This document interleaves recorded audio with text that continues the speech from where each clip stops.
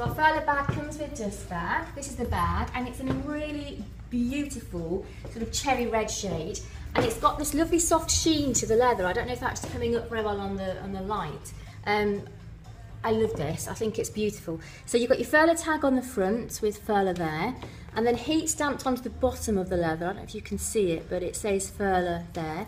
Top handles, so it's a by your side bag, but it's quite a decent size. You can fit sort of paperwork and bits and bobs in there, well, iPads I suppose, who has paperwork anymore.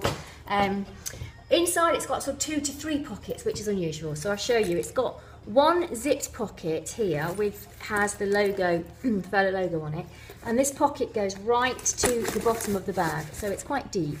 But either side of it, you have the rest of the bag, which has this raw suede lining, which I really like. But the pocket's very clever. It's only attached at the corners, so actually underneath the bag you can reach round. So you've never lost anything in this bag. It's all available to you. It's in excellent condition. It's a really beautiful piece of Furla, and as I said, the leather, the sheen on it, it's just gorgeous.